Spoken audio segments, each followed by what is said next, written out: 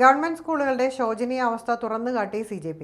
കേന്ദ്ര വിദ്യാഭ്യാസ മന്ത്രി ധർമ്മേന്ദ്ര പ്രധാന്റെ രാജിക്ക് ശേഷം CJP ഓരോ വിഷയങ്ങളെ തുറന്നു കാട്ടിക്കൊണ്ടിരിക്കുകയാണ്.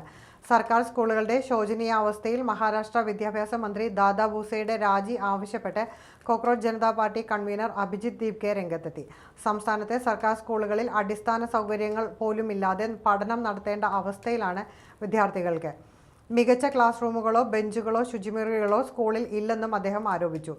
ലാത്തൂരിലെ ജില്ലാ പരിഷത്ത് സ്കൂൾ സന്ദർശിച്ചതിന് പിന്നാലെയാണ് CJP കൺവീനർ മന്ത്രിയുടെ രാജി ആവശ്യപ്പെട്ടത്. CJP കഴിഞ്ഞയാഴ്ച ആരംഭിച്ച സ്കൂൾ തീക്കരോ പ്രചരണത്തിന്റെ ഭാഗമായാണ് അഭിജിത്ത് ദീപ്കെ സർക്കാർ സ്കൂളുകൾ സന്ദർശിച്ചത്. നിരവധി സ്കൂളുകളിൽ ഇപ്പോഴും നല്ല ക്ലാസ് മുറികൾ ഇല്ല എന്ന് അദ്ദേഹം പറഞ്ഞു. ചില സ്കൂളുകൾ മൃഗങ്ങളെക്കാൾ മോശമായ രീതിയിലാണ് വിദ്യാർത്ഥികളെ പരിഗണിക്കുന്നതെന്നും അദ്ദേഹം ആരോപിച്ചു. സർക്കാർ സ്കൂളുകളുടെ ഈ അവസ്ഥയ്ക്ക് ജനപ്രതിനിധികളും മന്ത്രിമാരും ഉത്തരവാദികളാണെന്നും ദീപ്കെ പറഞ്ഞു. രാഷ്ട്രീയ നേതാക്കൾ വിദ്യാർത്ഥികൾക്ക് വേണ്ടി ഒന്നും ചെയ്യുന്നില്ലെങ്കിൽ എന്തിനാണ് ജനങ്ങൾ അവർക്ക് വോട്ട് ചെയ്യുന്നത്? അവർക്ക് ഹെലികോപ്റ്ററുകളിൽ യാത്ര ചെയ്യാൻ വേണ്ടി മാത്രമാണ് ജനങ്ങൾ വോട്ട് ചെയ്യുന്നത്. തങ്ങളുടെ കുട്ടികൾ ഏത് അവസ്ഥയിലാണ് പഠിക്കുന്നതെന്ന് ജനങ്ങൾ കാണണം. ഈ മന്ത്രിമാരുടെ വളർത്തുനായ്ക്കൾക്ക് ഇതിനേക്കാൾ വലിയ സൗകര്യങ്ങളുണ്ടെന്നും അഭിജിത്ത് ദീപ്കെ പറഞ്ഞു.